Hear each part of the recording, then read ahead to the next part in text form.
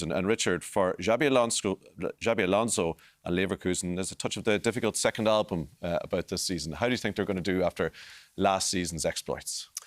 I think they'll be okay. I think the fact they've managed to keep hold of the manager, obviously, and the majority of the squad has stayed together. I think they're a side that's really developed under Alonso.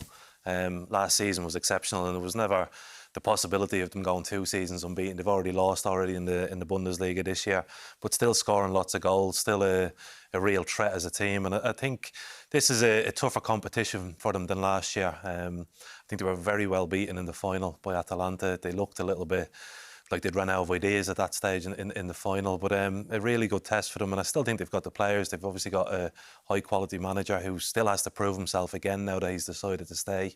And I think it'll be. I think they'll do reasonably well in this competition, and could be one of the second seeds that really pushes for that top 8 spot. If you look at the team they have out this evening, Brian, and you were following them in the German League and in the Europa League last year, it looked very familiar because, as Richard says, they've held on to pretty much all the important players that they had last year and added a few more as well.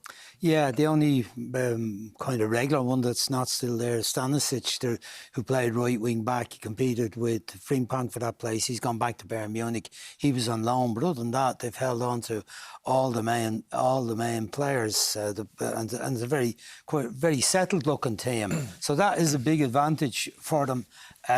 Whether they can sustain it again, as Richard says, you have to have some question marks, but they've got a fairly deep squad. And then one of the reasons why they were so successful last year was that Xabi Alonso was able to change the team around, and he was able to deal with the Europa League competition in midweek, rotate the squad a little bit, but then win the league games at the weekend.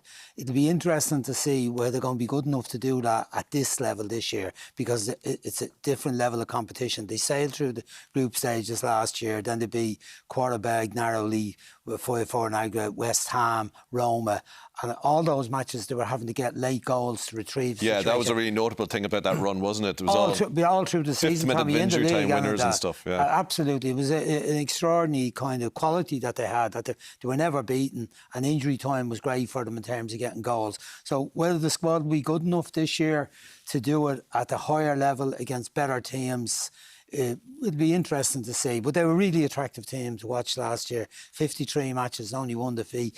And considering that they never won the league before, it was extraordinary success to win the league and win the cup as well and go so far in the European competition. It'll be a bigger test. If they're a team